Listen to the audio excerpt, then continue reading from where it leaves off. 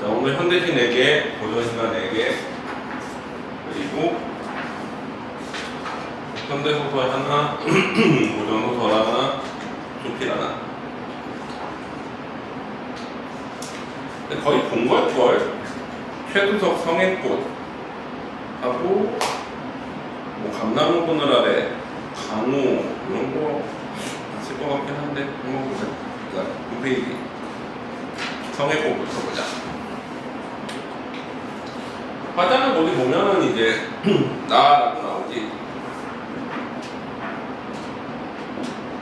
바라보는 대상은 성애꽃인데 일단은 청자 자체는 거기 친구여라고 부르잖아. 하지만 친구가 지금 부재한 상태지. 감옥 속에 있는 애야. 친구여 불렀지만 청자가 될 수 없어서 독백해지. 그리고 바라보는 대상은 성애꽃인데 성애꽃을 통해 가지고 뭐를 바라봐? 가난한 서민들의 삶을 바라보고 있어.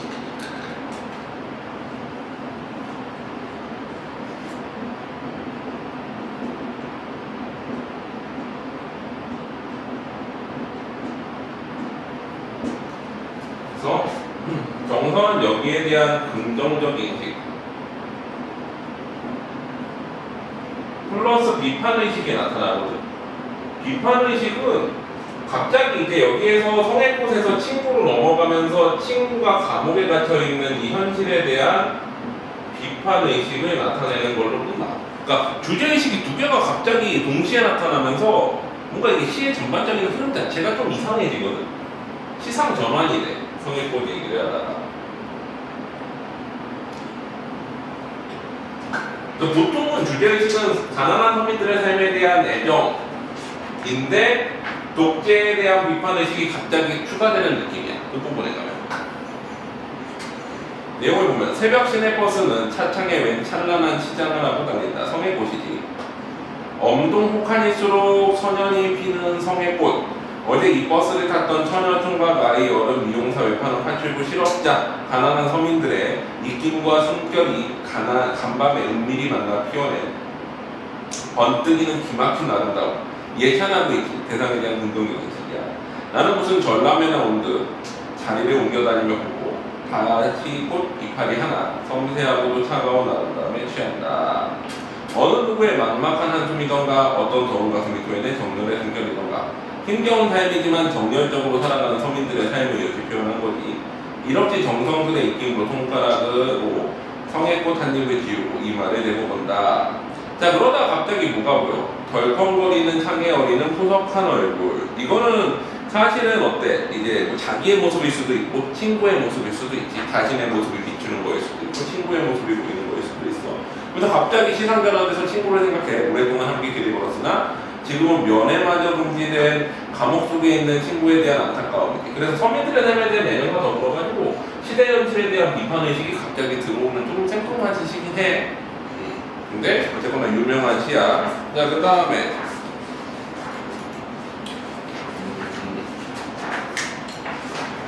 35페이지 한용우 잠깐 읽고 왔습니다. 한용운 하면 기본적으로 님의 침묵 뭐 이런 것들을 생각할 수 있는데 여기서 이제 당신 같은 경우에는 어떤 부처, 조국, 연민 역시나 이제 님을 나타내는 비슷한 소재야. 그래서 이제 당신을 보았습니다 라고 얘기하는데 당신이라고 나오지만 당신이 지금 부재한 상황이기 때문에 독백해야. 당신이 부재한 상황이기 때문에 화자는 나지. 당신이 나오지만 청자가 될 수 없지. 부재하니까. 그래서 독백해라.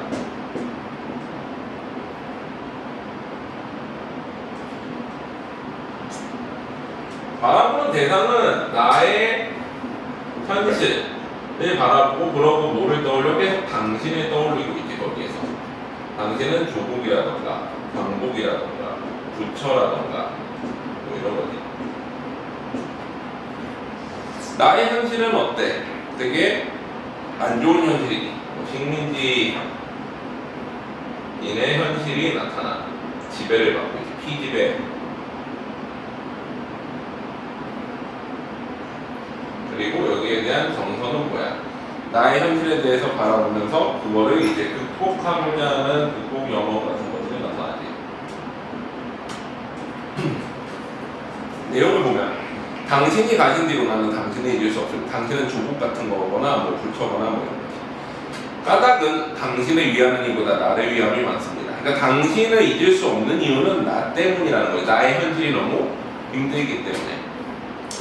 나는 갈고 심을 땅이 없으므로 추수가 없습니다. 나는 이제 땅을 뺏겼지. 이제 방금 우리 민족의 현실이지. 저녁거리가 없어서 조나 감자를 보러 이웃 집에 갔더니 주인은 거기는 인격이 없다. 인격이 없는 사람은 생명이 없다. 너를 도와주는 것은 죄악이다. 라고 말하였습니다. 나를 핍박하는 거지.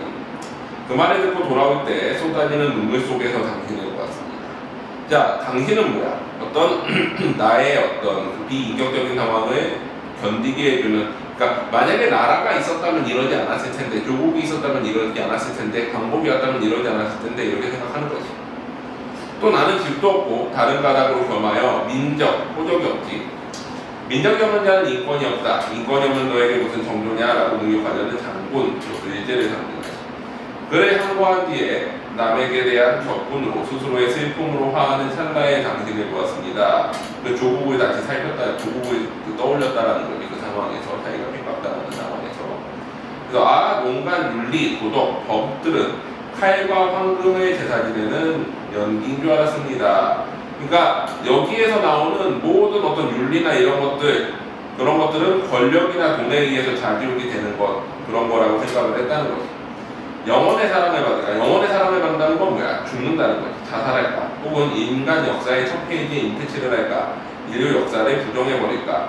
혹은 술을 마실까? 하고 자포자기하는 심정이 들었을 때 당신을 보아. 당신은 뭐야? 넌 주고 강도. 그래서 그걸 통해서 이걸 극복하고자 하는 의지가 나타나는 시라고 봐. 이해되지?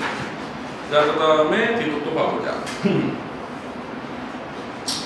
40페이지 감나무 걷는 아래. 이건 자주 봤지? 고재종 기자. 감나무 걷는 아래.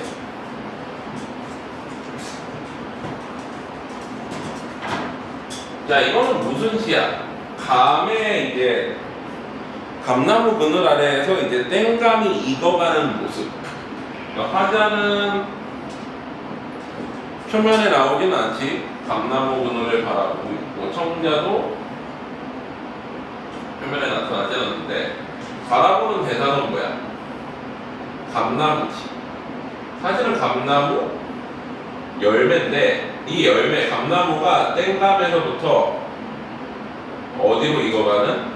이제 등불이라고 표현했지. 익은 감이 될 때까지. 땡감에서부터 익은 감이 될 때까지의 이 과정에서 중간에 뭐가 필요해? 여러 가지 과정, 즉 고난, 시련을 통해서 성숙하게 되는 이런 모습을 통해 이거를 또 인간의 뭐에 빗댄 거야? 인간의 성숙 과정에 동일시하는 거지.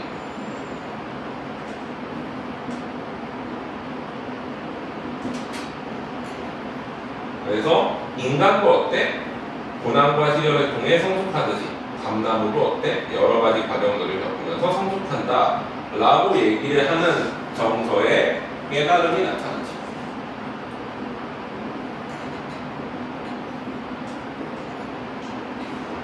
근데 이제 이 고난 시련이 뭘로 나타나? 그리움과 서러움으로 나타나는 거지.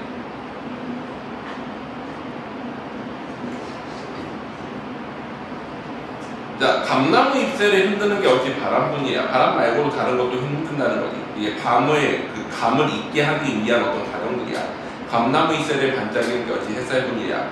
아까는 오색 딱딱우리가 따다다닥 찍고 가더니 봐봐, 힘받는 청설모가 쪼르륵 타고 내려오네. 사랑이 끝나기로서리 사람마저 그리움마저 사라지랴. 그럼 감나무는 뭐를 상징하는 거야? 인간인데 이별한 사람이지. 그러니까 이별한 사람이 이별의 아픔을 극복하는 과정을 요거로 표현을 한 거지. 그 그리움이 날로 자라면 주먹송이처럼 커갈 땡감들, 때론 머리로 싱그럼 맞고 때론 온종일 장대비를 맞으면서 그 어떤 이별의 슬픔을 성숙해 나가는 거야. 이별까지 나눈 마당에 기다림이라는 것이야말은 감나무 그늘 아래 평상을 펴놓고 그래 밤이면은 잠 뒤척여 산이 우는 소리도 들어보고 또 새벽이면 퍼뜩 깨어나 계곡 물소리도 들어보게 그 기다림이 날로 익어 서러움까지 익어서 마침내 저 푸르른 감들이 마침내 형형의 등불을 밝힐 것이며 등불을 밝힌다는 거는 익었다는 거야. 성숙했다는 거야. 성숙하게 되면 즉 이별의 아픔을 이걸 인고하고 성숙하게 되면 세상은 어찌 화나지 않으랴 하늘은 어찌 눈부시지 않으랴. 그래서 이러한 어떤 인간의 인고 과정을 감나무를 빗대어가지고 표현을 하는 거지. 그렇지? 자, 그 다음에 간호 51페이지.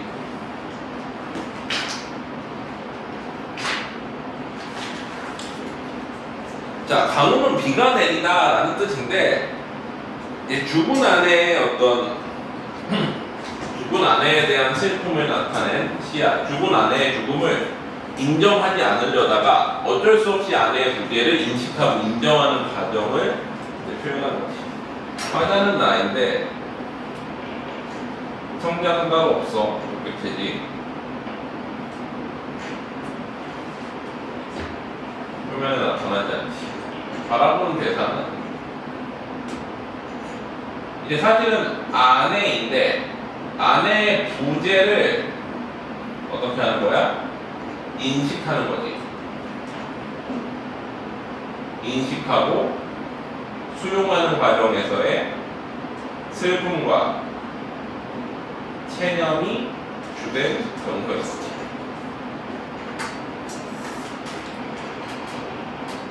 자, 조금 전까지 거기 있었는데 어디로 갔나? 이미 죽은 지 오래였는데 오래까지는 아니더라도 죽었는데 조금 전까지 거기 있다고 착각하는 거지. 밥상 차려놓고 어디로 갔나? 너티지짐이 맵싸한 냄새가 코를 맵싸하게 하는데 어디로 갔나? 이 사람이 갑자기 왜 말이 없나? 내 목소리는 메아리가 되어 돌아온다. 아내가 없는 거지 사실. 내 목소리만 내 귀에 들린다. 이 사람이 어디 가서 잠시 누웠나? 옆구리 담배가 또 돌겠나? 아니야, 이번엔 그게 아닌가 보다. 무슨 뜻이 아내가 죽었다라는 거지. 한 병 두 병 어둠에 적시면 피가 온다.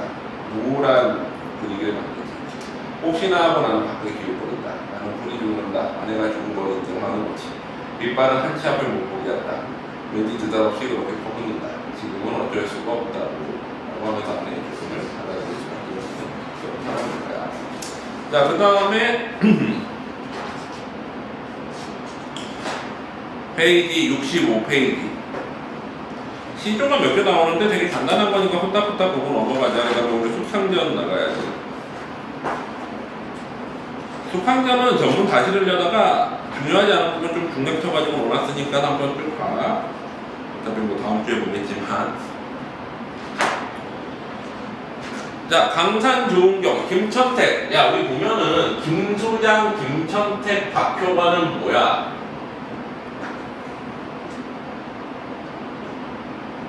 세 사람이 대표적인 중인 가객이잖아.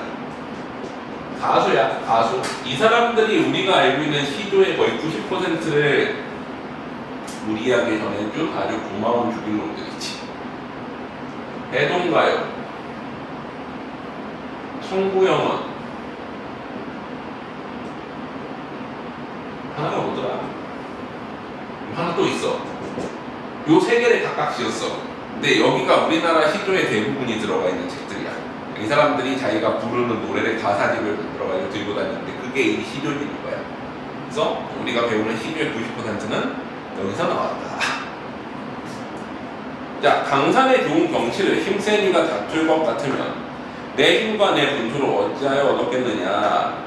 내가 이제 그렇게 잘난 사람도 아닌데 강산을 누릴 수 있는 것은 진실로 금할 리가 없으니. 무슨 뜻이야? 자연을 금하는 사람이 없으니 나도 두고 논일 수 있다 라고 하면서 자연에서 유유자적하는 삶에 대한 즐거움을 나타냈지. 또 그 다음에 66페이지, 그 다음 페이지 보면 매화가 나오는데 매화는 기명이야. 기명. 기생으로서의 본명은 몰라.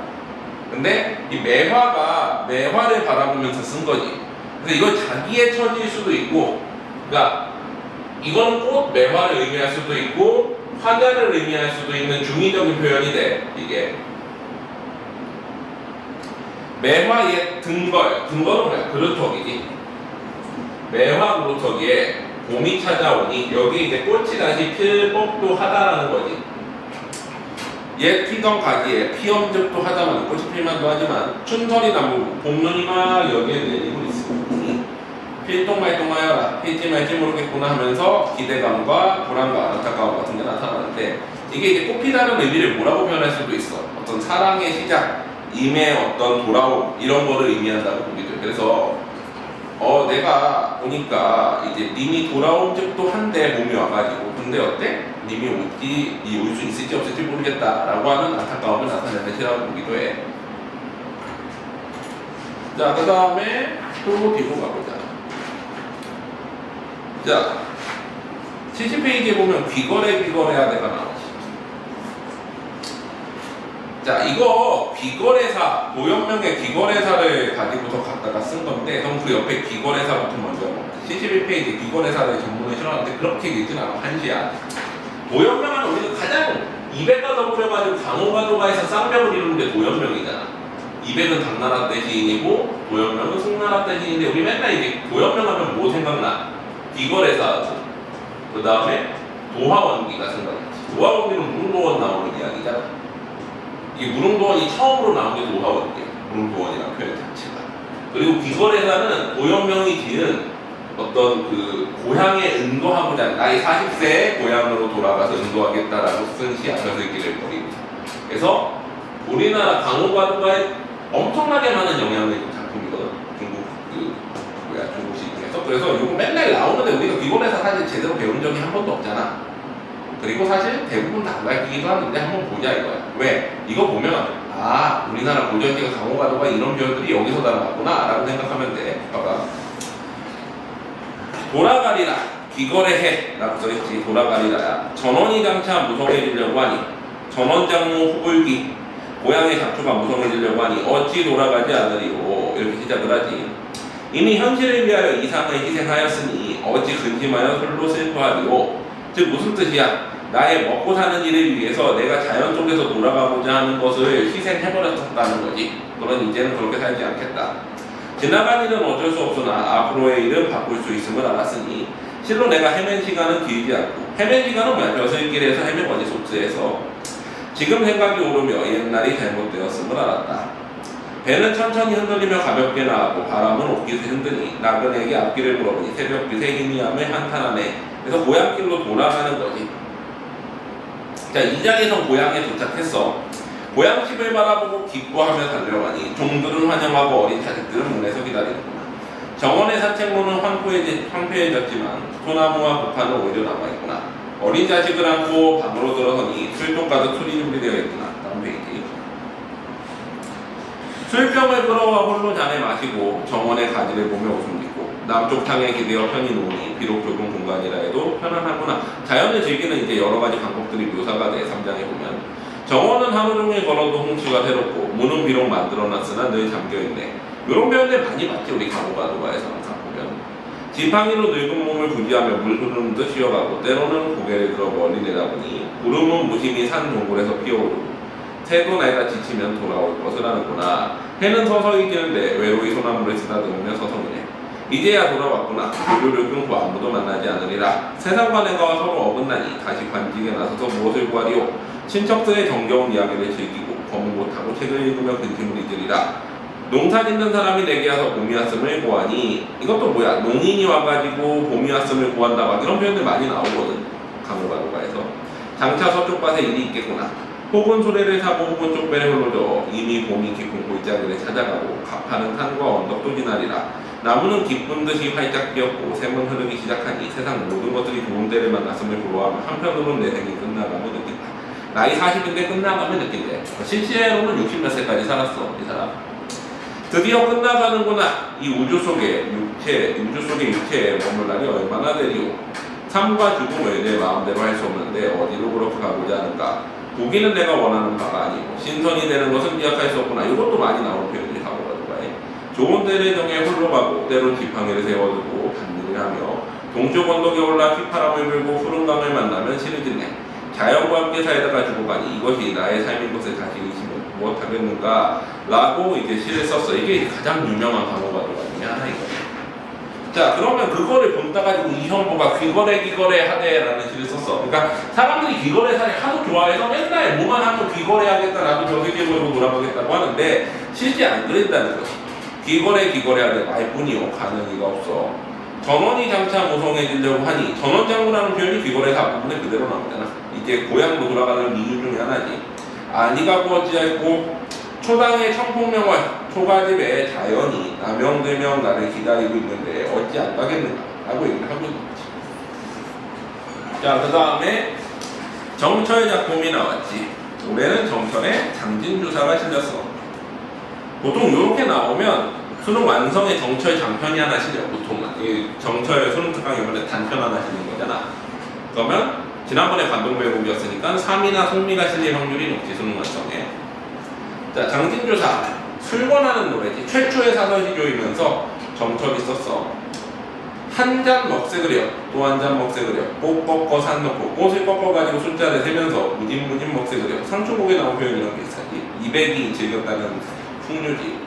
이 몸이 죽은 후에 지기에 비해 거적 덮어 줄이어 매어가나 유소부장 여러 가지 이제 상여를 장식하는 것들을 하고 만인이 울면서 하나 억새 속 떡갈나무 백양숲에 가기 곧 가기만 하면 가기 곧은 뭐야? 강세 정리까지 가기만 하면 이런 뜻이니. 누른의 흰달 가는 비 붉은 눈 소소리 바람 불때 누가 나보고 한 잔 먹자고 하겠는가. 즉 죽으면 다 소용없다는 거지. 그러니 살아있을 때 술 먹자는 거야. 정철이 술 워낙 좋아하잖아.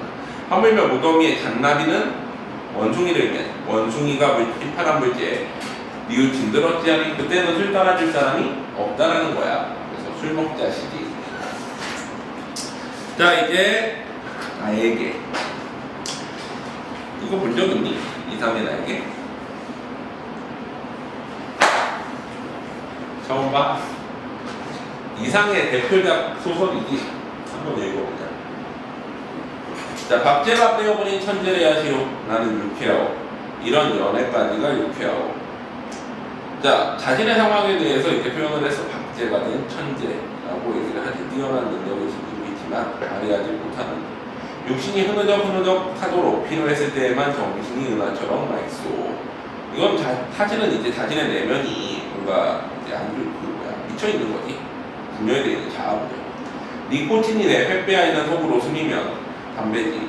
머릿속에 의뢰 백기가 준비되는 법이요. 그 위에다 나는 미트와 패러독스 역설을 바둑보석처럼 늘어놓소. 가증할 상식의 병이요. 나는 또 여인과 생활을 설계하고 연애기법에 맞아 서먹서먹해진 지성의 극치를 실끝 좀 들여다본 일이 있는 말하자면 일종의 정신분일자요. 이 정신분일자는 뭐야? 여기 보면 제멋대로 생각하는 사람이라고. 이러한 여인의 반, 그것은 온갖 것의 반이요. 만을 영수하는 생활을 설계한단 말이요. 어쨌거나 그런 거를 이제 생활을 설계한다는 거야. 그런 생활 속에서 한 발을 들여놓고 흡사 두 개의 태양처럼 말을 펴 보이며 나는 낄낄거리는 것이오. 나는 아마 어지간해선 인생의 재행이 싱거워서 견딜 수 없게끔 결국만 그만둔 모양이오. 오빠 이건데 미쳐버린 것 같지? 그러니까 실제로 보면은 93페이지부터가 실제 얘기고 앞부분은 좀 미쳐가지고 떠드는 것 같은 얘기가 들어가 있어. 그래가지고 그건 한번 읽어봐. 뭐 여러가지 미친 얘기들을 하다가 93페이지가 실제 내용의 시작이에요. 그 33번지라는 것이 33번지는 이제 작가가 아니 그 주인공이 살고 있는 곳이야. 흡사 유곽이라는 느낌은 없지 않다. 유곽이라는 건 뭐야? 이제 술집이면서 이제 산창가 같은 거지. 여자들이 못 팔고 그런. 근데 실제로 그런 곳이야. 근데 이제 그런 느낌이 없지 않다라고 표현을 하지.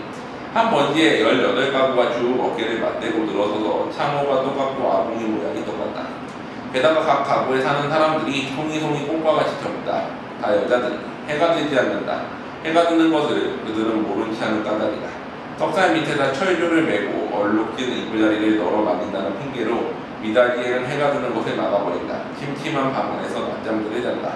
그들은 밤에 잠이 자지 않나 알 수 없다. 밤에 밤일을 하는 거지 여자들이.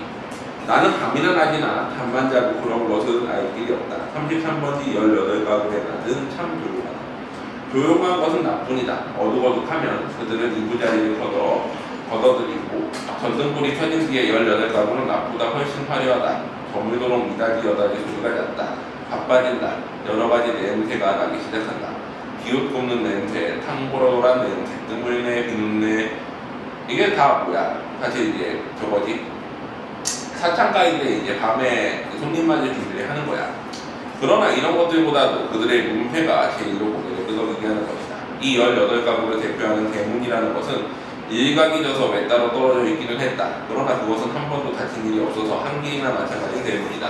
그러니까 18가구가 쭉 있고 집들이 18가구가 이렇게 있겠지. 뭐 이런 식으로 쭉 배치돼 있고 이렇게 마당이 있고 여기 이제 문이 하나 있는데 이 문은 여태까지 한 번도 닫힌 적이 없다라는 거지. 항상 열려 있는 거야. 사람들이 들락날락 하고 각 방마다 어때? 이제 뭐 마루가 있고 아궁이가 있고 뭐 이렇게 있는 거지. 18가구가 쭉 있는 거야. 자, 그래가지고 온갖 장사치들이 하루 가운데 어느 시간에라도 이 대문을 통과하여 드나들 수 있는 것이다. 이네들은 문간에서 두부를 사는 것이 아니라 미닫이만 열고 방에서 두부를 사고 이렇게 생긴 33번지의 대문에 그들 18가구의 문패를 몰아다 붙이는 의미가 없다. 안녕. 그들 사이엔가 각 미닫이 문 위에 100인당 길상당인이 그렇게 써붙인 한결같은 문패를 붙이는 풍속을 가져버렸다. 그러니까 각 이제 집마다 간판이 있는 거지. 방 위에. 내 방 미닫이 위에는 한결에 타이프 딱지를 내세다가 낸 것만한 내 아내의 명함이 붙어있는 것도 이 풍속을 쫓은 것이 아닐 수 없다.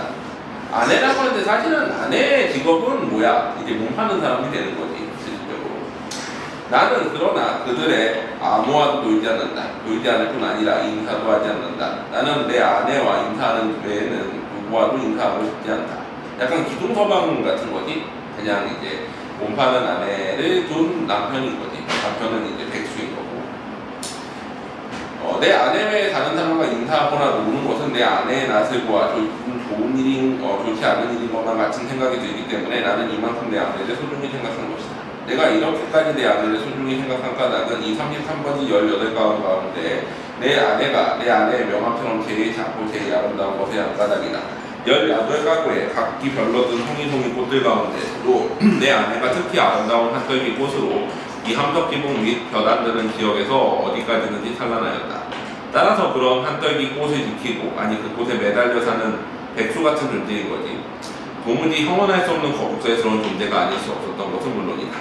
나는 어디까지든지 내 방, 집이 아니래. 집은 없고 방만 있는 거야. 내 방만 있는데 방이 두 칸 있는데 그 중에 한 칸은 아내 방이고 한 칸은 내 방인 거지. 안쪽이. 마음에 들었다. 방 안의 기운은 내 체온을 위하여 쾌적하였고 방 안의 침침한 정도가 내 안정을 위하여 쾌적하였다. 나는 내 방 이상의 서늘한 방도 따뜻한 방도 희망하지 않았다. 이 이상으로 밝거나 이 이상으로 아늑한 방을 원하지 않았다. 내 방은 나 하나를 위하여 요만한 정도를 꾸준히 지키는 것 같아 늘 내 방에 감사하였고 나는 또 이런 방을 위하여 이 세상에 태어난 것 같아 즐거웠다. 그러나 이것은 행복이라든가 불행이라든가 하는 것을 계산하는 것은 아니었다. 말하자면 나는 행복되다고 생각할 필요가 없었고 그렇다고 불행하다고 생각할 필요도 없고 그날 그냥 게으르게 백수짓을 하고 있는 거지. 내 몸과 마음에 옷처럼 잘 맞는 방 속에서 뒹굴거리면서 축 처져가지고 행복이니 불행이니 뭐 이런 거를 생각하면서 있는 거야. 그 다음 문단 보면은 아랫방은 그래도 해가 된다. 아랫방은 아내가 있는 방이지. 아침결에 책보만한 해가 들었다가 오후에 손수건만해지면 나가버린다. 해가 영영 들지 않는 윗방은 즉 내 방인 것은 말할 것도 없다. 이렇게 볕 드는 방이 아내 방이요 볕 안 드는 방이 내 방이요 하고 아내와 나 둘 중에 누가 정했는지 기억하지 못하지만 나는 불평이 없다. 아내가 외출만 하면 나는 원래 다른 방으로 가서 동쪽으로만 들창을 열어놓으면 들이비치는 볕살이 아내의 화장대에 비쳐 가지각색의 덩들이 아롱기면서 찬란하게 빛나는 이런 것들을 보고 있는 거지. 나는 조그만 돋보가리를 꺼내가지고 아내만 사용하는 지리감이 휴지를 끄스려가며 불장난다고 한다. 평행광선을 굴절시켜 한 초점에 모아가지고 그 초점이 따뜻해지다가 마지막에 종이를 끄스리기 시작하고 가느다란 용기를 내면서 마침내 구멍을 뚫는 데까지 이르고 얼마 안 되는 동안에 초조한 맛이 죽고 싶을 만치 나는 재미있다. 이 장난이 실증이 나면은 또 나는 아내의 손잡이 거울을 가지고 또 여러 가지를 논다. 거울이란 제 얼굴을 비칠 때만 실용품이고 그 외에는 감명품이다. 이 장난으로 실증이 나면은 나는 유의심의 육체적인 데서 정신적인 데까지로 비약을 해서 거울을 내던지고 아내의 화장대 앞으로 가서 나란히 늘여놓인 그 가지각색의 화장품 병들을 들여다보고 그것들은 세상의 무엇보다 매력적이다 하면서 이제 그런 거를 가지고 장난을 하지. 그리고 밑에서 두 번째 문단, 95페이지 밑에서 두 번째 문단 보면 그렇건만 나에게는 옷이 없다. 아내는 내게 옷을 주지 않는다.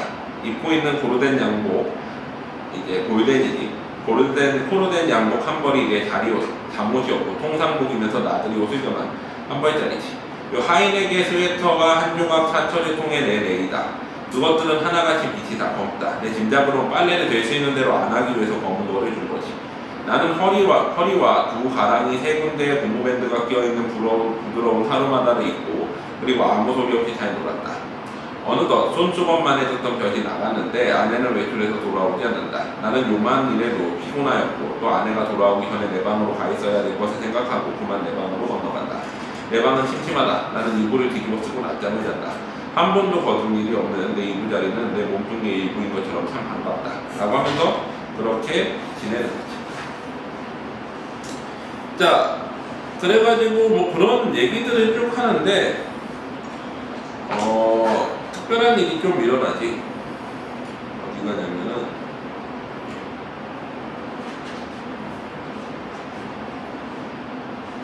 98페이지 잠깐 보자. 98페이지 세 번째 문단.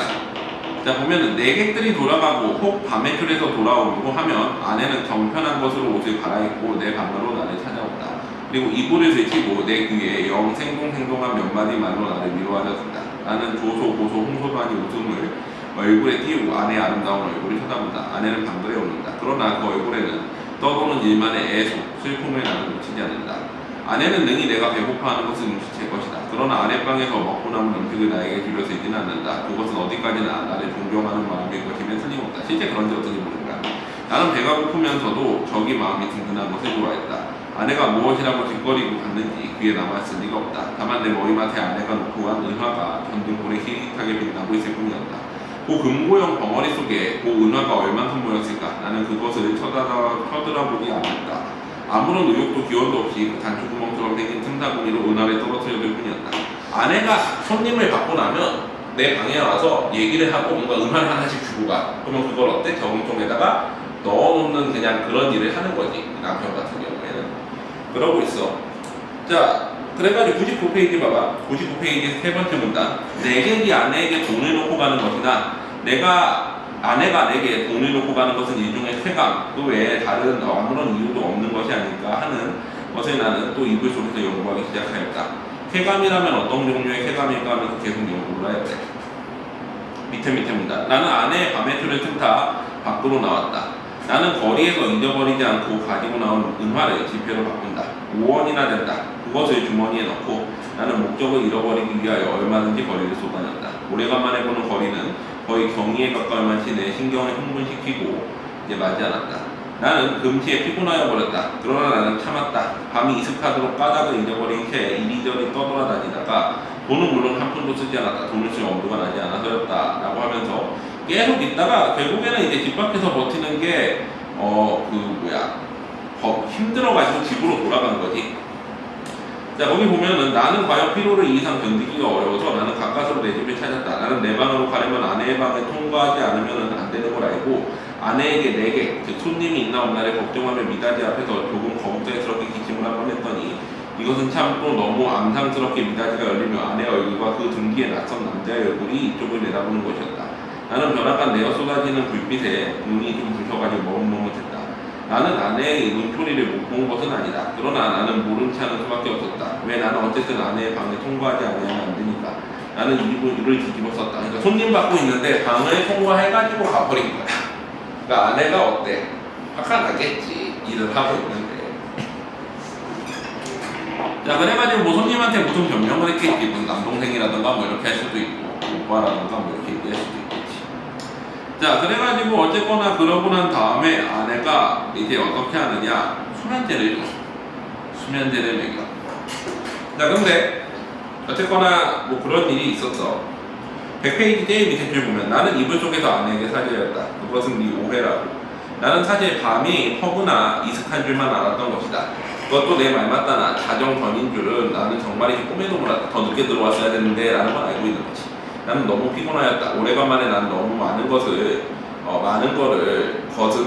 마음이 거는 것이 잘못이다. 내 잘못이라면 그거밖에 없다. 외출을 왜 하였느냐고. 나는 그 머리맡에 저절로 모인 5원의 돈을 아무에게라도 좋으니 줘보고 싶어서 그것 때문에 나갔다는 거지. 내가 그 5원의 돈을 써버릴 수가 있었던데 나는 가정안의 집에 돌아올 수 없었을 것이다. 그러나 거리는 너무 복잡하고 사람들은 너무도 들끓었고 나는 어느 사람을 붙들고 우원을 내어줘야 할지 몰라가지고 쉬고 싶어서 집으로 들어왔는데 그래가지고 어때? 이제 문제가 터진 거지. 다른 손님이랑 지내는 거를 아이가 그려버린 거야. 자, 그래가지고 어디로 가냐면은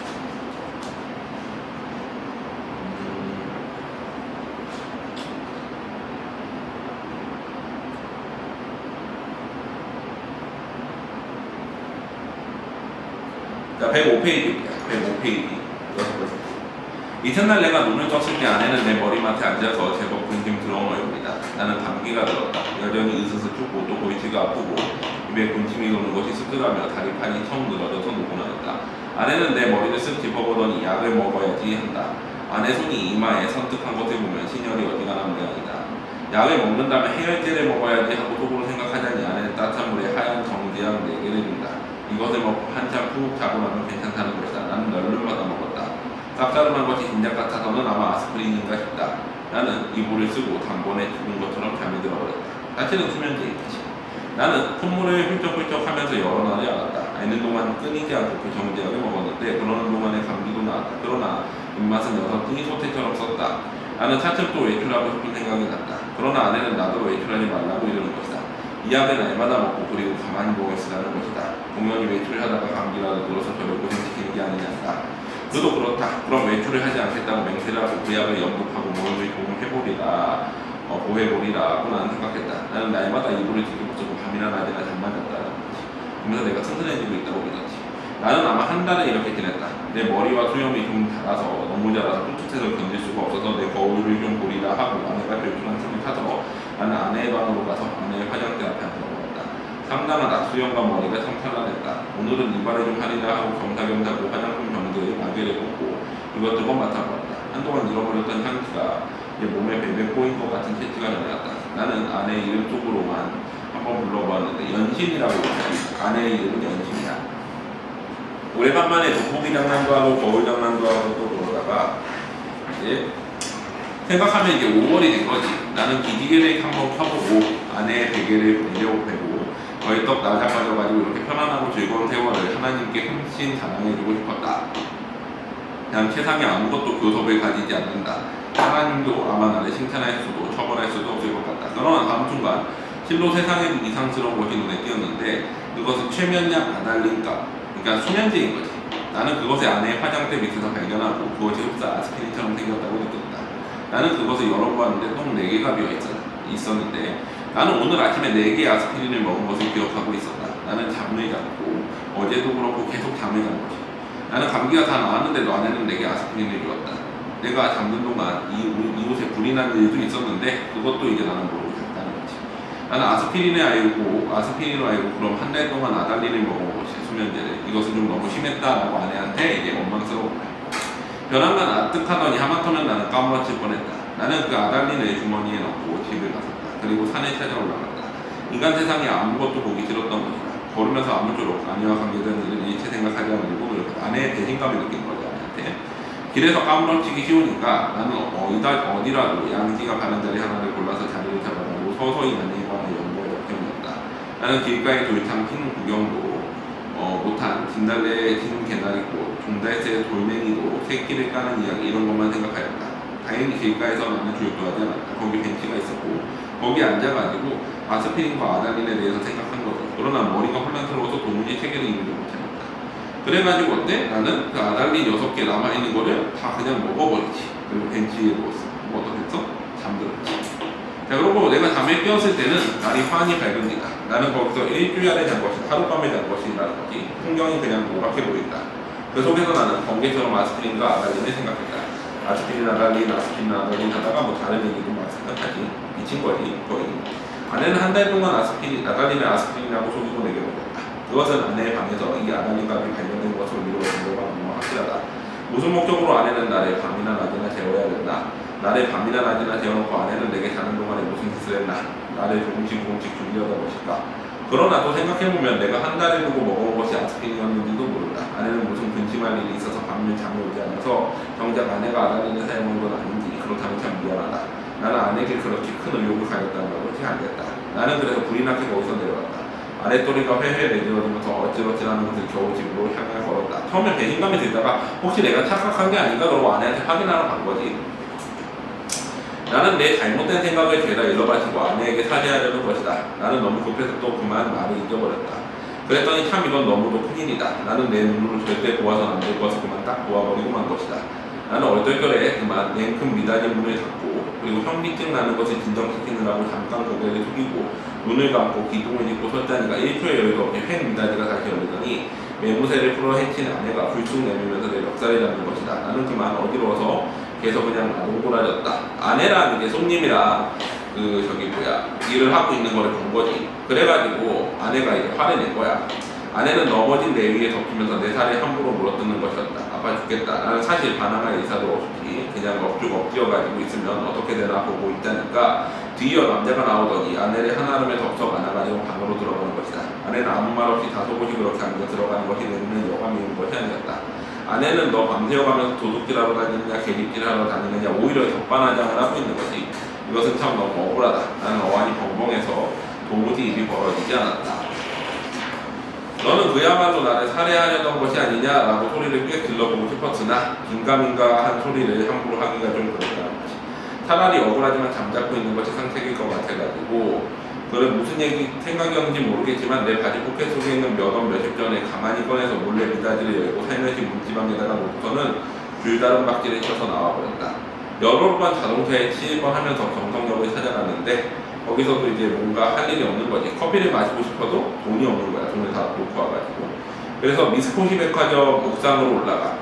거기에 올라가가지고 이제 이런저런 생각을 하는 거지. 나는 거기 아무데나 주저앉아 내 자라온 26회를 생각해보고 몽롱한 기억 속에서 이렇다는 아무런 제목도 불그러져 나오지 않는다. 나는 또 나 자신에게 물어보고 너는 인생에 무슨 욕심이 있느냐고 해도 그런 대답도 안 하는 거지. 허리를 굽혀 군붕어나 보다가 그러다가 어때? 그 옆에 보면은 109페이지에 뭐라고 생각해? 우리들은 서로 오해를 하고 있느니라. 설마 아내가 아스피린 대신에 아달린 정량을 나에게 먹여왔을까? 나는 그것을 믿을 수 없다. 또 자기 자신에 대해서도 의심하는 거지. 아내가 대체 그럴 까닭이 없을 것이니 그러면 나는 나의 밤에 새면서 도적질 계획질을 하였나? 정말이지 아니다. 우리 부부는 숙명적으로 발이 맞지 않는 절름발이인 것이다. 비정상적이라는 거지. 내가 아내나 제 거동에 논리를 붙일 필요는 없다. 변해할 필요도 없고 사실은 사실대로 오해는 오해대로 그저 발에 절뚝거리며 세상에 걸어가면 되는 그렇게 살아간다는 거지. 그러나 나는 이 발길이 아내에게로 돌아가야 옳은 것인가 이것만은 분간하기 어렵다. 그러니까 아내한테 다시 돌아가서 함께 살아야 되는 것을 판단하기 어렵다는 거지. 그럼 어디로 가나 하고서 이렇게 멍하니 있는데 또 하고서 정오를 알리는 사이렌이 울려 사람들이 모두 내 활개를 펴고 닭처럼 푸드덕거리는 것 같고 온갖 유리와 강철과 대리석이 지폐와 잉크가 부글부글 끓고 수선을 떠는 것 같은 그 찰나에 그야말로 현란한 칸의 정오 12시 나는 불현듯 겨드랑이가 가렵다. 아하 그것은 내 인공의 날개가 돋았던 자국이다. 오늘은 없는 이 날개 머릿속에 희망과 야심에 많이 쏟은 페이지가 딕셔너리 넘어가듯 번뜩였다. 인공의 날개라는 건 뭐야? 내가 지금까지 상실했던 어떤 삶의 주체성 내가 어떻게 살아야 되는가 이런 거지. 나는 걷던 걸음을 멈추고 어디 한번 이렇게 외쳐보고 싶었다. 날개야 다시 돋아라. 이거는 뭐야? 내가 다시 주체적으로 살고 싶다는 거지. 날자 한 번만 더 날자꾸나 한 번만 더 날아보자꾸나 라고 하면서 소설이 끝나지. 그러니까 주인공은 뭐야? 이제 몸파는 사창가에서 몸파는 여자의 아내로 둔 남편인 거지. 기동서가. 근데 이제 아내가 이제 몸파는 거를 몰랐다가 나중에 알게 되고 쫓겨나듯이 나와서 이제 삶의 주체적인 삶을 살고자 하는 의지를 보여주는 그런 소설이야. 됐지? 자, 그 다음에 숙향전. 숙향전은 이제 전형적인 적강 소설이면서 신선세계에서 내려온 거지 주인공이. 그러면서 이제 뭐 영웅소설, 영정소설 이렇게 되는데 송나라의 경이지. 송나라면 청배군이랑 똑같은 시대지. 그 시대 배경인데 인물관계를 한번 보면서 얘기를 해보자. 자, 중국 송나라 때 천하제일 명공이 있었으니 이름난 그 높은 재상이 있었으니 성은 김이요 이름은 전이래. 근데 사실 김전이 재상이라고 나왔는데 이제 뒤에 보면 재상은 아니야. 그냥 고을태수나 정도이지 승상까지 올라간 사람은 아닌데 그냥 재상이라고 표현을 하는 거지. 김전이라고.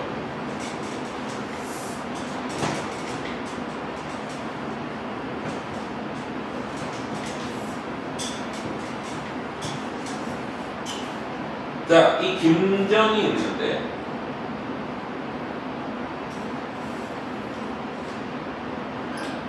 그의 집안은 대대로 명문거족이야. 부친은 운수선생이라고 해서 도덕이 높은 선비로 공명의 뜻이 없어 산중에 의거하여 세월을 보냈으니 천자가 그 소문을 듣고 신하를 보내어 이부상서 벼슬을 불렀대. 이부상서는 인사계열의 이제 우두머리인 거지. 벼슬을 주어 불렀으나 종시 조정에 나오지 않고 산중에서 일생을 마치니 집안이 처량하더라. 가난하였지. 다음 페이지 보면 그의 아들 김전 또한 문장이 빼어나서 이태백과 두보를 압도하고 글씨는 왕희지와 조화보를 모색하게 할 정도로 글씨도 잘 쓰고 글도 잘 썼는데 그에게 배우려는 선비들이 부르고 모이듯 따르더라. 하루는 동학의 동쪽에 사는 친구가 호주부의 벼슬을 하여 부임하게 되었으므로 심리까지 전송하려고 술대접을 하고 반함을 가까이 이르는데 때마침 여러 어부들이 큰 거북을 잡아서 불에 구워 먹으려고 벅석대고 있었으나 김전이 수상하게 여기고 자세히 본즉 그 거북이 이마에 하늘 천자가 있고 배 위에도 역시 하늘 천자였더라. 거북이 이제 이상한 영물임을 알고서 김전이 이 거북을 물에 놓아 살려주시오 했더니 어부들이 고생해가지고 이 거북 하나 잡았는데 어찌 놓아주겠소 하니까 김전이 이제 그 거북을 어떻게 돈을 주고 샀지. 술과 안주를 대신 주고서 그걸 바꾸다 집해가지고 강물에 풀어줘. 그래서 이 거북이 나중에 은혜를 갖게 되지. 듣거나. 자, 그러고서는 거기 보면은 다시 이제 강물을 건너려고 했는데 풍랑이 심히 일어가지고 배가 뒤집혀지고 사람이 죽을 뻔했는데 김전 앞에 호련 검은 널빤지 같은 것이 떠올랐는데 보니까 큰 울짐승이었대. 그래가지고 겨우 살아가지고 왔는데 이제 거북이가 나를 살려준 거구나 라고 생각을 하시. 그래가지고 이윽고 이제 거기 보면 거북이가 호련이 없어지고 그곳에 새알 만한 진주굿을 2개가 놓여 있었으니 김전은 더욱 기이하게 여기고 두 손 위에 놓고 자세히 보니 구슬 가운데 오색 광채가 찾아나는데 한 개에는 목숨 숫자가 한 개에는 복자가 있었대. 그래가지고 거북이가 살려준 인연이라 하지만 기이한 일이로구나 하고 김전은 생각을 하니 그 굿을 2개를 가지고 돌아오니 이때 김전의 나이가 20세였어. 집안이 가난해가지고 장가를 들지 못하는 신세였는데 형초 땅의 장희라는 사람이 공명의 뜻이 없어 벼슬을 탐내지 않고 있었으나 본디 지체가 공후의 자손, 또 높은 집안인 거지. 자손이라 집이 부유하여 스라에 무남 동료를 두었는데 낭자의 사람됨이 뛰어나고 재주와 용모가 어지고 아름다워 양친이 장중보, 손안의 복같이 이제 아끼면서 사익감을 고르는데 누가 김전이 이제 그 사위가 된 거지. 그래가지고 딸을 혼인을 시키는 거지. 보면은 이제 어때? 김전은 누구의 아들이야? 여기 보면은 운수 선생의 아들이지. 김전은 운수 선생의 아들이고 장희의 딸이 있겠지.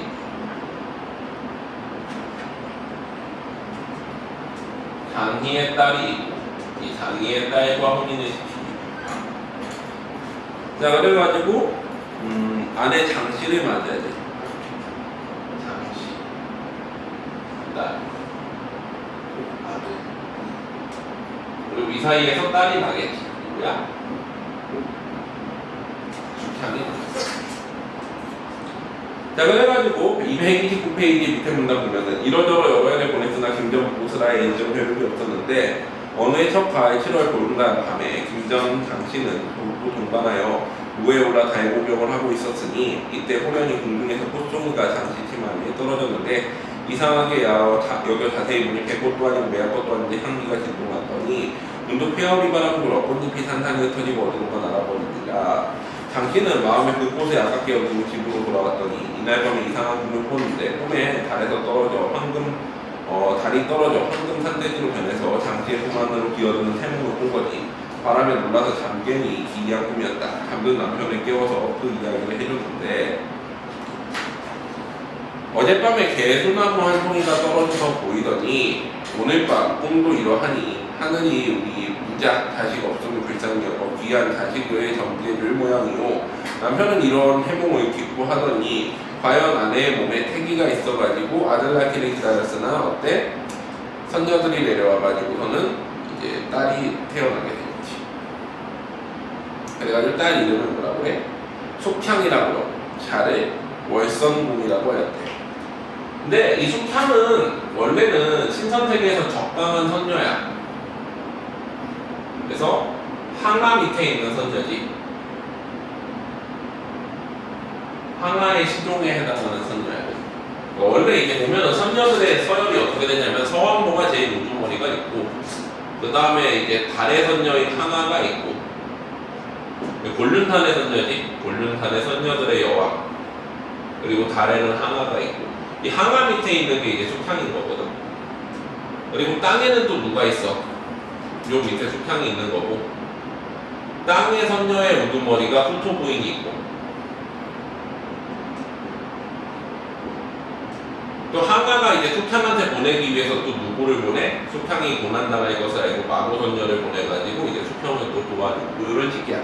그래서 선녀들 중에 유명한 사람들이 많이 나오니, 원래 이제 전설에 나오는 유명한 선녀들이 이 소설에 되게 많이 나와. 자, 131페이지 보자. 131페이지에 보면은 이제 사람의 팔자, 그 숙향의 팔자에 대해서 얘기를 하는데, 130페이지 거기 밑에서 네 번째 줄 다시 보면 숙향하가는 세상 사람이 아니라 월궁 항하, 달의 궁전의 항하의 이제 정맥이라, 항하의 이제 시종, 항하의 이제 그 뭐라고 해야 되나, 항하의 그 계열에 있는 선녀라는 거지. 밑에 있는 장차 기이하게 되기 소리다. 다만 오팡방객께 제일되어 인간으로 태어나가지고 처음에는 험하고 그 후는 평안하게 살 것입니다. 그래가지고 이제 131페이지에 보면은, 근데 어찌 괴로움이 있으겠는가, 우리 집이 이렇게 부자인데 라고 김전이 얘기했더니, 미리 정하지 못할 것이 사람을 팔자옵니다. 아가씨는 5세 때 부모를 이별하고 사방으로 유랑하다가 20세가 되면 부모를 다시 만나고 귀영하고 이자 1력, 두 자식과 딸 하나를 두고 70세 때 하늘로 올라갈 팔자입니다 라고 얘기했는데, 김전은 이거를 믿지 않았다라는 거지. 실제로 이렇게 되겠지. 자, 이때 송나라의 부분이 불행해서 금나라가 반하여 황성을 침노하고 여진족한테 맨날 털렸지, 송나라가. 그러다가 결국엔 몽골족한테 이제 멸망하는데, 먼저 형초지방을 침범하였으니 김전의 가족은 피난하다가 도중에 도적을 만나 재산이든 행장을 전부 버리고, 김전은 숙향을 등에 업고 아내를 데리고 도망가기 바빴는데, 도적의 추격이 급해서 점점 가까이 몰려왔으므로 김전은 숙향을 얻고 도저히 빨리 도망갈 수가 없어가지고 기진맥진한 그는 아내에게 이르기를, 여보 도적의 추격이 급하고 우리의 힘이 다해서 빨리 도망칠 수 없으니 어찌하오. 우리가 유행이 살아나면 자식은 다시 만나보려니와 만일 우리가 도적에 잡혀서 죽어버리면 죽은 몸은 누가 거두며 조상 재산은 누가 받들겠소. 그러고서는 어때? 숙향한테 숙향을 내려놓고 가. 숙향을. 좀 웃기지 않아? 자신을 버리고서 부모가 가는 게 웃기는데, 하여튼 이렇게 가서 이별을 하게 돼. 억지스럽지. 그래서 거기 보면 131페이지 밑에서 네 번째 줄, 숙향아 내가 배고프거든 이 밥을 먹고 목이 마르거든 내가의 물을 마시고 자릴 거라. 우리가 내일 와서 데려가겠다고 도망가버려. 일단 이 숙향이 어머니 아버지 나를 데리고 가요 했지만 잠깐 기다려라 그러고선 가버리지.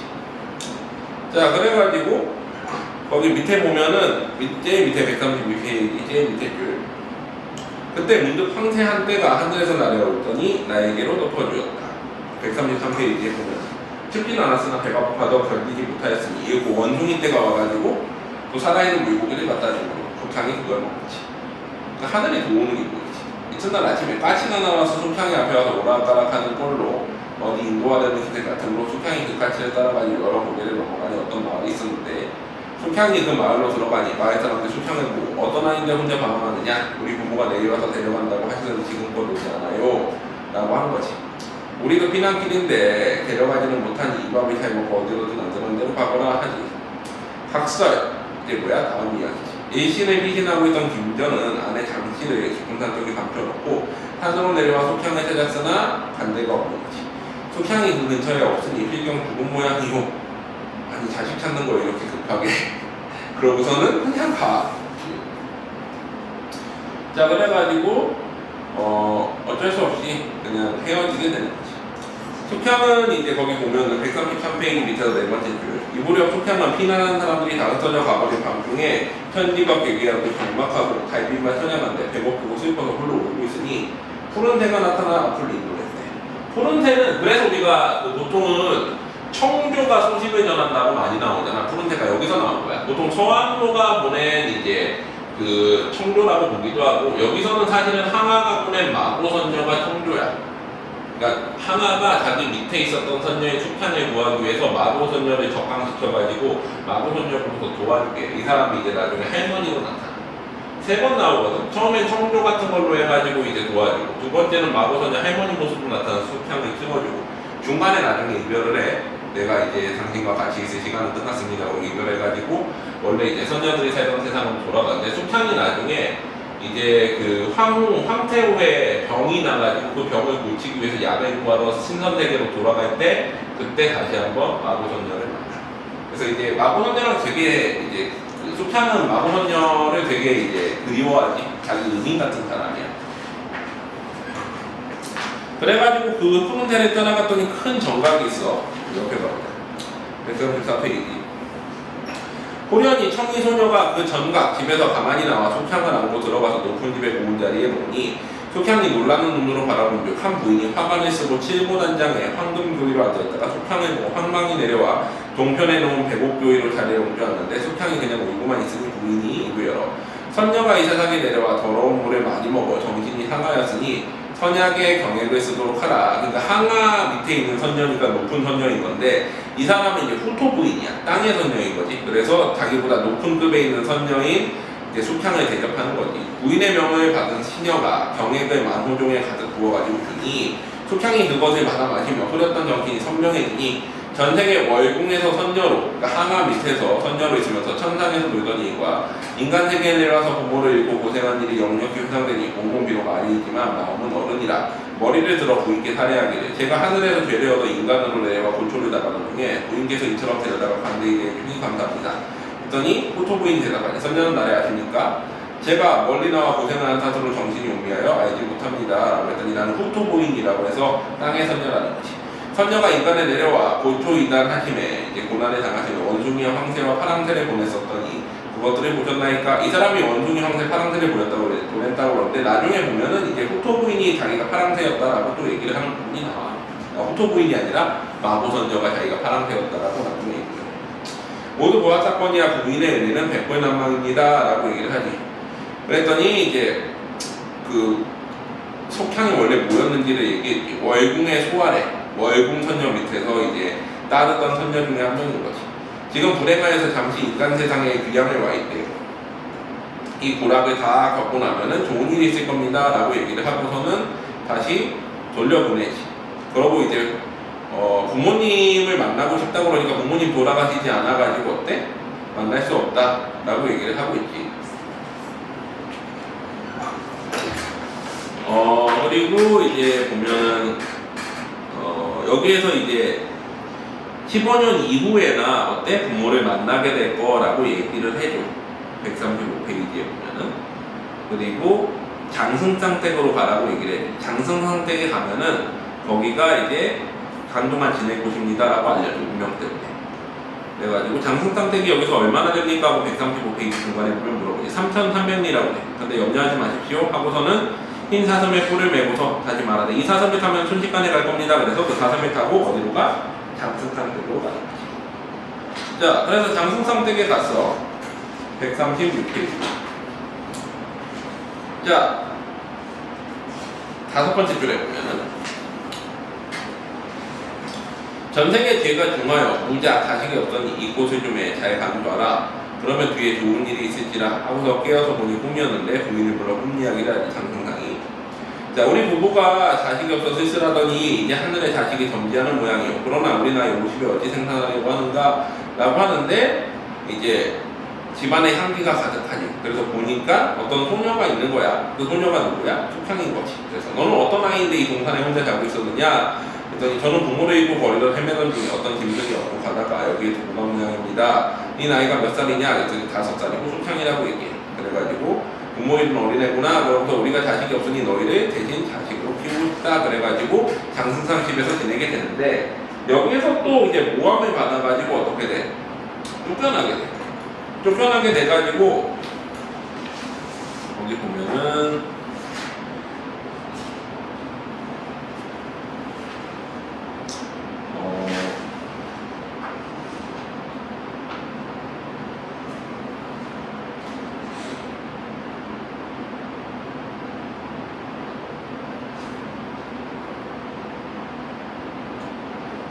141페이지 중간에 보면은 장승상댁에서 또 누명을 받아가지고 쫓겨나는데, 쫓겨나가지고 이제 물에 빠져 죽으려고 물에 빠졌는데 숙향이 물속에서 허위적거릴 때 문득 물 가운데 매판만한 무엇이 나타나가지고 숙향이 그 위에 기어오르자 편안하게 됐어. 누구겠어? 아버지 김전이 구해줬던 거북이겠지.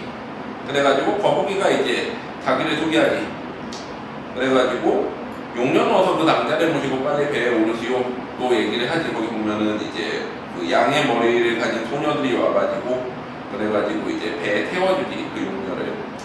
그래서 이제 같이 올라가가지고 얘기를 해. 그래서 용녀가 먼저 구해주고 또 천상계에서 이제 그 소녀들을 보내가지고 숙향을 구해준 거야. 숙향이 이제 선녀니까. 그래서 용녀는 어디에서 와서 이렇게 낭자를 구하였습니까? 했더니 내가 그 전에 사해 용왕이 우리 수궁에 와서 잔치할 때 내가 사랑하는 시녀가 옥구릇을 깨었으나 만인의 벌을 받을까 두려워서 구하지 못하였더니 마침내 그것이 발각되어 부왕이 매우 놀라셔서 저를 반함으로 내쫓았었는데 그때 어부들한테 그물에 잡혀가지고 죽을 뻔한 것을 김전이 구해준 것을 은혜를 갚으려고 딸을 구하게 되었다라고 얘기를 하는 거지. 그래가지고 뭐 그런 얘기를 하고서 이제 또 숙향을 다른 데다가 내려놓지. 그 배 타고 온 그 천상계의 선녀들이 또 다른 데다 내려줘. 자, 그래가지고 또 이제 거기 보면은 천상계의 음식을 142페이지 중공에 보면은 당신은 인간의 화식을 먹어 우리를 잘 모르시는군요 하고서 옆에 탔던 호리병을 기울여서 차를 따라서 권하였다. 이 차를 마시게 되면 아시게 되오리다 해서 숙향이 차를 마시니까 정신이 상쾌해져서 천상의 옛 기억이 역력해져서 자기가 월공소로서 옥황성제를 모시고 있다가 사랑하는 태의진군과 그를 지어 탄화하고 월영단에 훔쳐 태의진군에게 준 죄로 인간 세계로 기어났던 기억이 역력하더다. 그리고 연역주를 지어 자기를 구하려 달려온 선녀와 같은 두 소녀는 월공에서 자기가 부리던 시녀인 줄도 알게 되었다라는 거지. 그러니까 자기 시녀들이 와가지고 구해준 거야, 숙향을. 자, 그래가지고 결국에는 이 소녀들이 선녀로 대접하고 공손한 말로 우리 부모는 동네산의 성관선녀로 옥황상제께 득대하고 인간으로 내려와 딸을 입고서 간장에 녹이는 고통으로 천상의 죄를 속죄하도록 하시니 딸된 나로서 어찌 한이 되지 않으리까. 장승상전의 집에는 10년간의 연분이 있으나 더 있지는 못하고 쫓겨나왔습니다.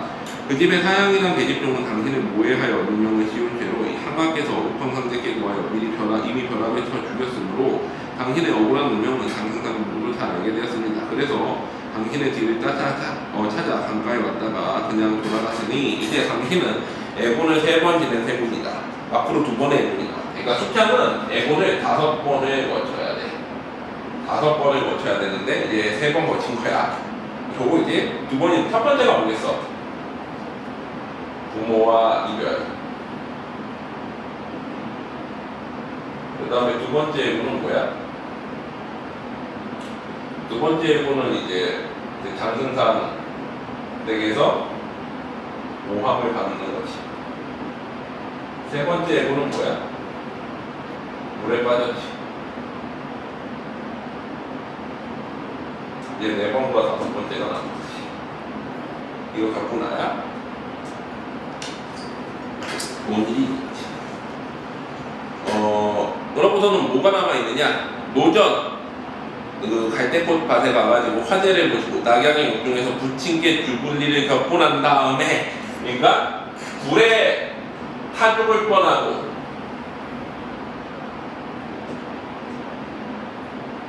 그리고 부모한테 아버지한테 죽을 뻔해야 돼. 김전이 못 알아보고 자기 딸을 죽이려고 해.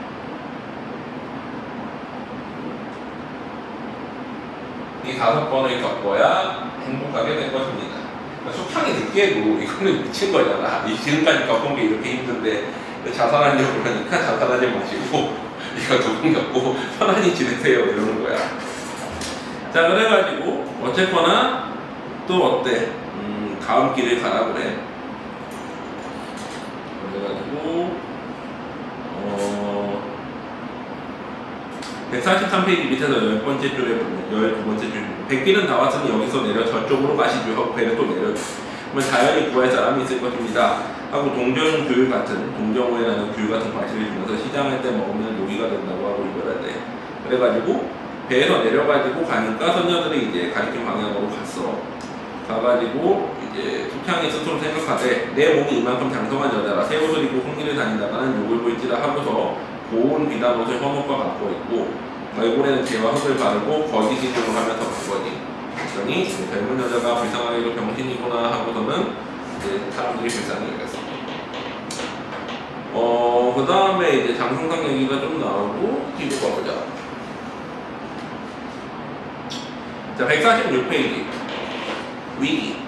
한편 숙향은 절름발이 걸음으로 한 곳에 이르면 하늘이 닿을 듯이 높은 갈대발 있는 데서 불만 난다고 그랬잖아. 거기에서 있는데 갑자기 폭풍이면서 불길이 막 일어나. 그래가지고 숙향이 거기서 타죽을 뻔하는데 거기에서 어떤 늙은이를 만나니. 노인을 만나가지고 입고 있던 옷을 다 벗어버리고 노인의 등에 업히니까 노인이 이제 어때? 부채를 붙여가지고 불길이 가까우지 못하게 하지.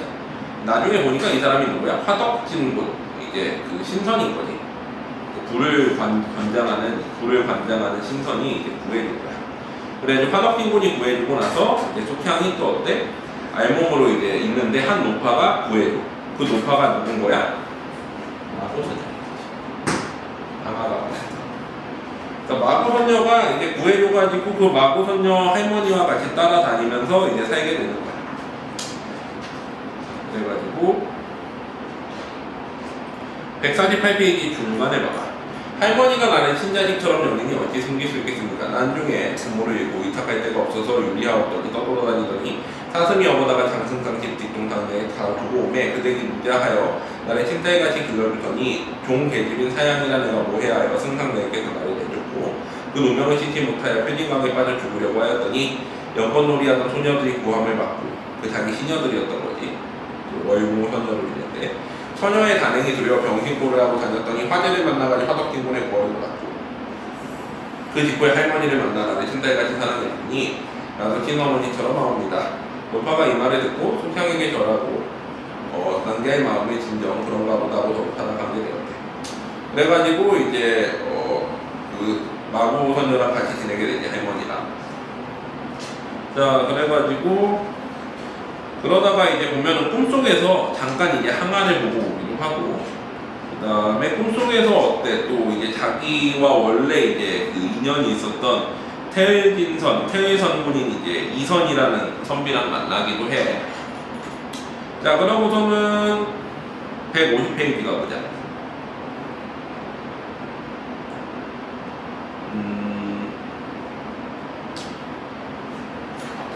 150페이지 절정에 보면 조적이라는 사람이 큰 돈을 주고 술을 샀는데 제목이 없으므로 명필에게 제목 글씨를 받아서 천하 보물로 삼으려고 도둑소문한 끝에 낙양 동촌리에 이위공의 아들이 글씨와 글로써 이태백과 왕희지를 무색해 한다는 말을 듣고 그를 찾아간다.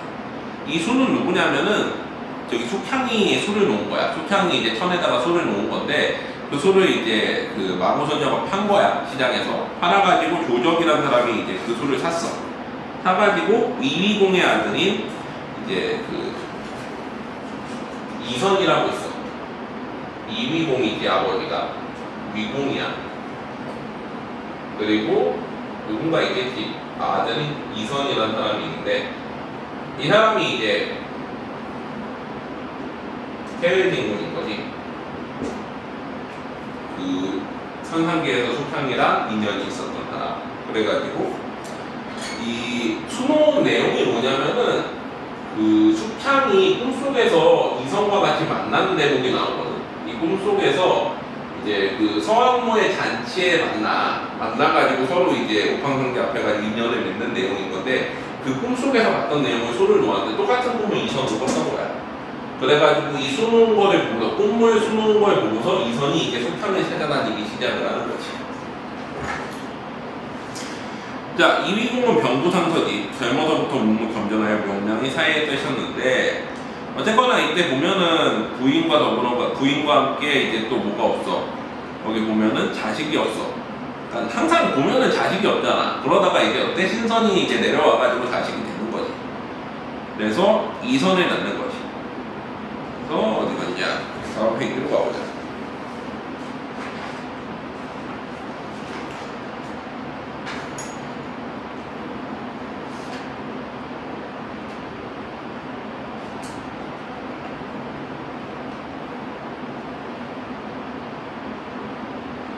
152페이지에 보면은 152페이지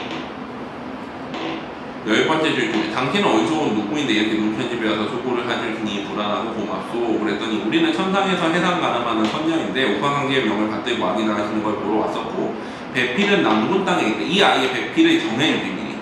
이 아이의 배필은 어떤 가문이며 어떤 성명입니까? 라고 했더니 김상서의 딸 숙향, 김숙향이라고 미리 알려주는 거야.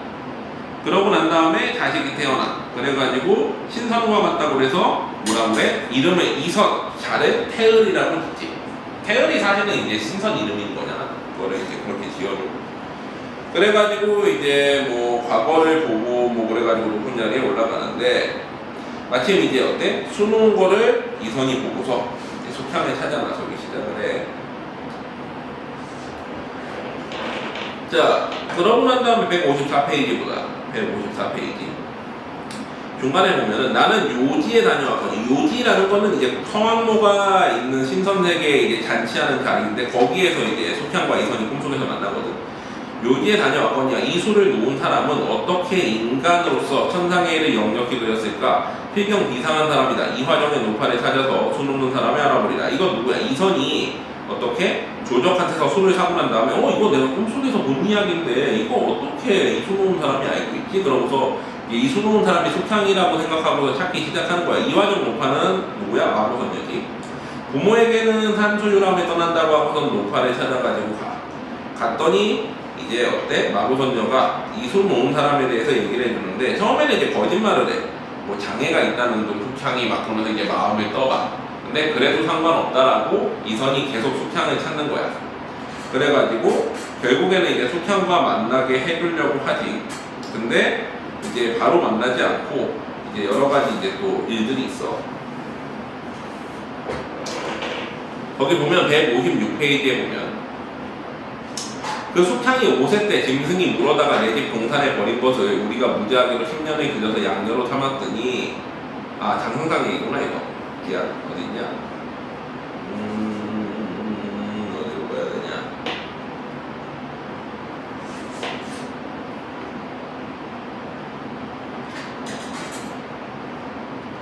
이게 보면은 그 앞에 있다. 마고선녀가 좀 거짓말을 해. 여기 보면 155페이지 봐봐. 155페이지 위에서 세 번째 줄. 소화는 본디 전생의 죄가 중에서 병신이 되어서 귀가 먹고 한 다리와 한 팔에 못 쓰는 위인이라 쓸모없는 여아임에 천생 연분을 구하는 것부터가 만개입니다. 라고서 이제 마보선녀가 속이는 건 이선이 찾아왔더니 소를 놓은 거를 보고서 나는 소화가 아니면 평생 혼인하지 않을 것이니 어서 만나게 해주시오. 그랬더니 노파가 또 말하지. 기공자는 기공자니까 왕의 부마 아니면 공경대부의 신랑이 될 것인데 어찌 그런 천인을 구하십니까? 그랬더니 나는 공주도 싫고 소화가 있는 곳을 알려달라고 했지. 나는 소화를 본 지가 하도 오래돼서 지금 있는 곳을 모르거니 남양 땅의 장승상태 찾아가시오 라고 얘기를 해. 그래서 결국에는 다시 자기가 데리고 있잖아. 사실은 마고선녀와 같이 있거든 지금 숙향이. 근데 마고선녀가 이선한테 거짓말을 해가지고 얘를 장승성한테 보내. 장승상한테 보냈더니 장승상이 물에 빠져 죽었다고 해서 또 배 타고 가다가 배에서 이제 선녀들 만나고 화덕진군 만나고 돌고 돌아가지고 다시 어디로 오는 거야? 마고선녀한테 다시 돌아오는 거지. 아니 할머니가 데리고 있다면서요. 한 바퀴 돌아서 다시 오는 거야. 근데 왜 이렇게 시켜? 얘가 진짜 숙향을 사랑하는지 보려고 하는 거지. 자 그래가지고 한 바퀴 돌고서 숙향한테 다시 마고선녀한테 다시 와. 자 그래가지고 158페이지에 보면은 세 번째 줄에 마지막으로 이제 화덕진군까지 만나고 마고선녀한테 다시 오거니 숙향이 걸었던 길에 다시 한 바퀴 돌고 오는 거야 이선이. 마고할매에게 지성으로 빌면 네 뜻을 이룰 수 있을 것이다 하고 화덕진군이 얘기를 해. 그래서 이제 돌아갔더니 이제 부모한테 일단은 돌아가지. 네 어디를 그리 오래 다녀오느냐? 그랬더니 도중에 산소에 걸려서 그럭저럭 일자가 늦었습니다. 이 무렵에 이화장의 노파 마고선녀는 선을 속여서 돌려보내고 숙향의 방으로 가서 아까 우리 집에 왔던 소년을 보았소? 못 보았습니다. 그 소년이 전생의 태의진군이라는 성관인데 아가씨의 배필이거나 안타깝게도 그 소년은 전생의 중환제를 진 벌로 한 눈이 멀고 한 다리를 들고 한 팔에 못 쓴 병신. 또 거짓말을 하지. 그러니까 서로가 진정한 사랑이 있는지 알아보기 위해서 마고선녀가 어때? 이쪽에는 얘가 병신이에요. 저쪽에는 얘가 병신이에요. 얘기를 하는 거야. 그랬더니 그분이 진실로 태의진군이라면 병신인데 상관이 있겠습니까? 하면서 똑같이 얘기를 해. 그래가지고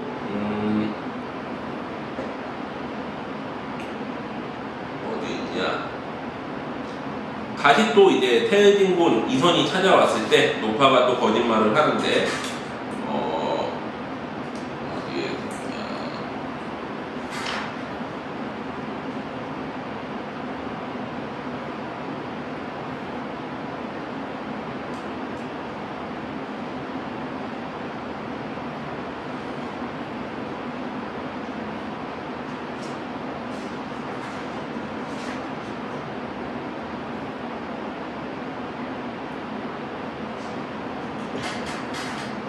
(160) 페이지.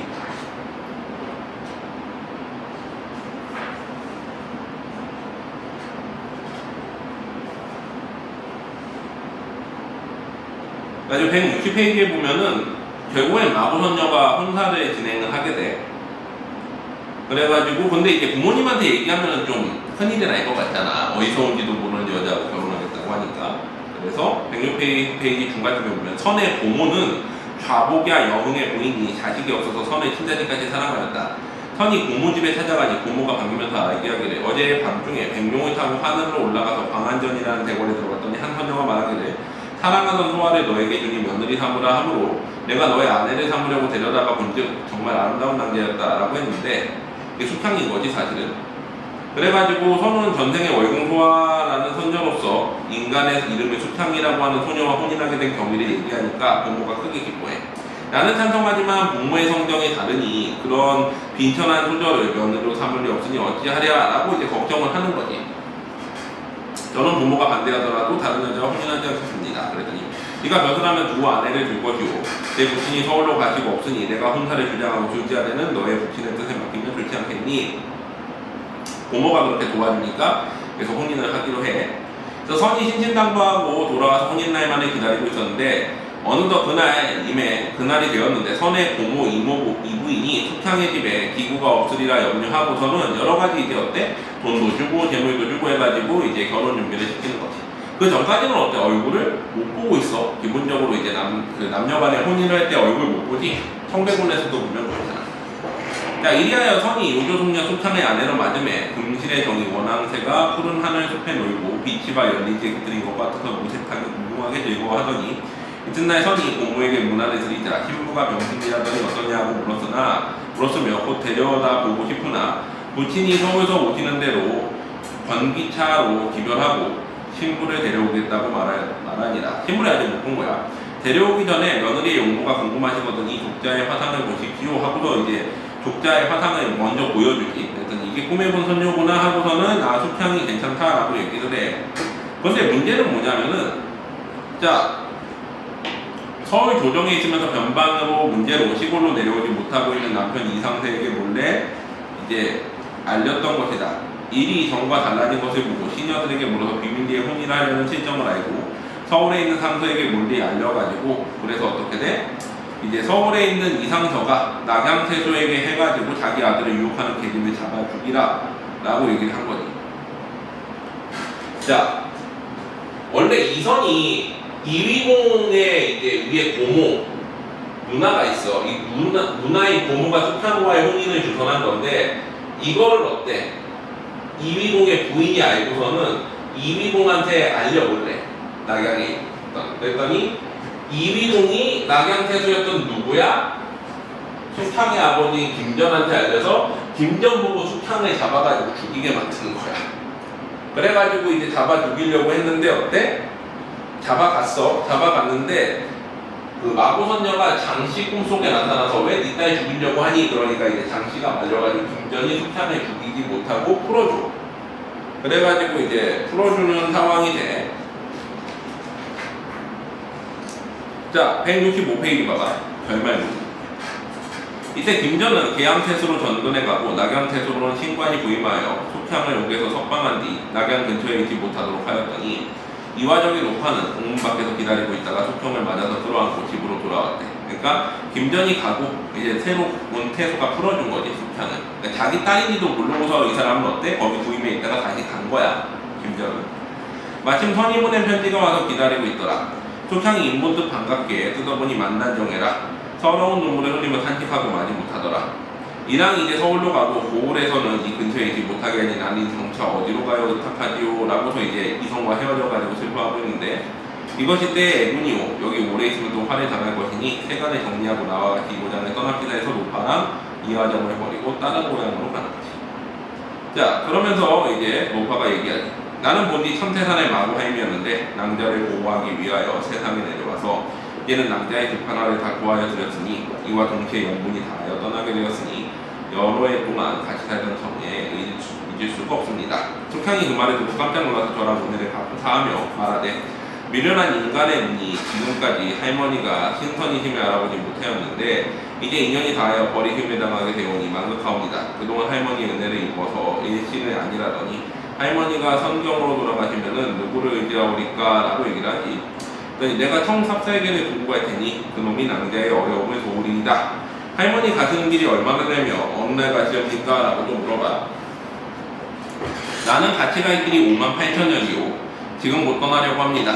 속향이 작별에 급함에 놀라 슬퍼하며 간청하기를 하루만 더 계십시오 했더니 노파가 한숨을 쉬며 내가 간 뒤에 내가 입던 옷을 염하여 간 속에 넣고 저 삽살개가 가서 발 파는 곳에 묻어주시고 만약 어려운 일이 있거든 그 무덤으로 오면 자연히 돌아가게 될 것입니다 하고 입던 옷을 벗어주고서는 간 곳이 없어지 사라져버려.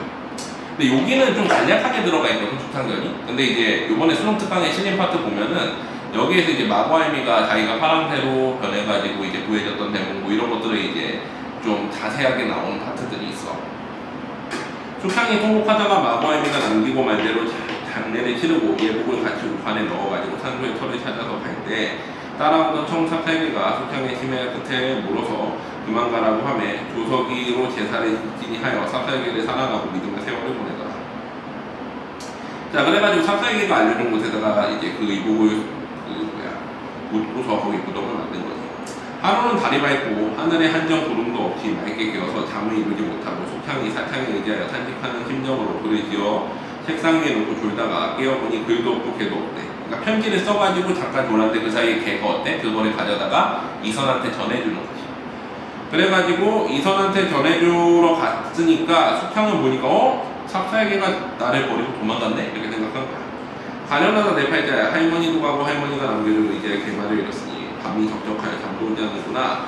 이때 이제 서울에서는 이선이 태양에 가서 공부한 뒤로 속향의 소식을 들을 게 없어가지고 귀하로 울부짖고 있었지. 왜 그러냐면 아버지가 불러가지고 너 공부해라 한 거지. 딴 여자한테 이제 관심 있게 말고.